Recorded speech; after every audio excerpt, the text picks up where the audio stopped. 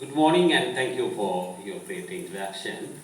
Uh, and I would like to thank our audience for coming here on a wet morning.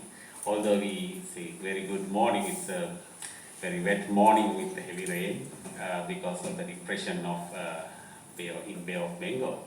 Uh, Now, today we are going to be according to the introduction, we are going to discuss certain areas regarding, according to our theme, navigating the crossroads, geopolitics, and Sri Lanka's path to prosperity. The two areas we are going to discuss mainly according to our topic. The one is the geopolitical arena that surrounds Sri Lanka currently, as well as our prospects in the future, especially. Now, as you all know, we are in kind of new situation. We have a new government in power, and we are in the limelight of the global arena. World is watching at us, and now there are a number of concerns about Sri Lanka's future, and we have a lot of areas to discuss regarding this matter.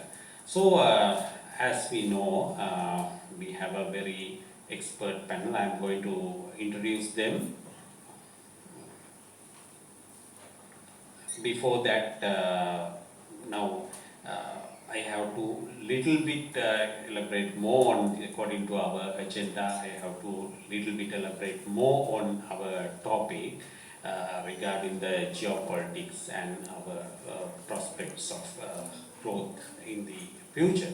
The main key areas we are going to focus our attention on basic area of the current relations with Sri Lanka and the various geopolitical aspects, like the challenges in South Asia, as well as our neighborhood, and now the President Donald Trump in power. So the global picture could be changed in a dramatic way. Again, now there was a news about Indian economy. If you go to BBC, I saw this morning there's a news that India's economy is one of the fastest growing in the currently if we take major countries, the fastest growing economy in the world prospects. And according to that report, India's economy is getting slower than expected, because they expected 7% growth in the last quarter of the year, but the actual growth was 5.4%. So Indian economy, the trends in Indian economy could impact Sri Lanka as well.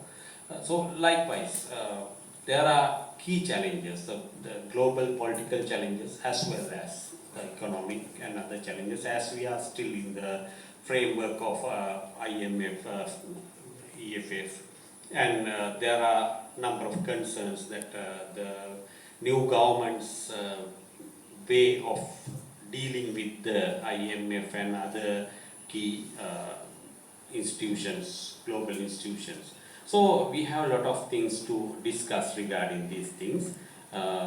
So before that, I am going to introduce our panelists. First, I would like to introduce one of the most senior journalists here. I think you all know him very well, Marwan Makir. And if we talk about Marwan, there are many areas to mention, because Marwan actually one of our veteran journalists. He's a Sri Lankan as well as, however, although he's a Sri Lankan, he's a very prominent global player. He is one award-winning journalist, as well as he worked in many areas that Sri Lankan journalists couldn't expect, especially in the Latin American region.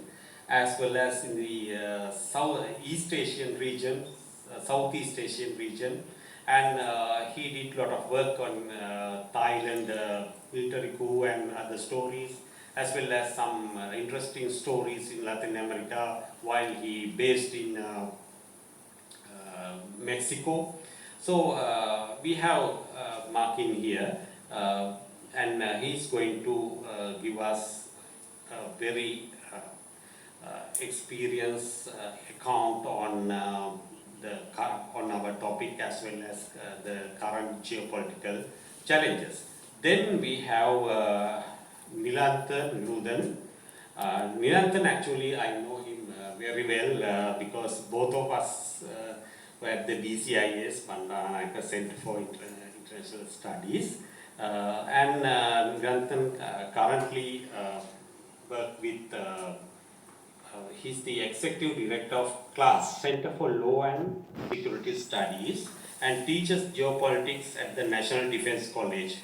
It's the highest seat of military education in Sri Lanka. At the same time, he has a lot of journalistic touch as well because he give inputs to Al Jazeera, Vion, and other many global media. Then, of course, Nadish Silva, Dr. Nadish Silva, he is the senior lecturer at the Department of Legal Studies in the Open University of Sri Lanka, and he is also the former head of Department of Legal Studies. So Nadish will have number of areas to cover as he did his PhD in international relations from the International University of Japan, because his area covers both legal as well as IR aspects. So we have a kind of expert panel, very strong panel here. And first, Dr. Nadish is going to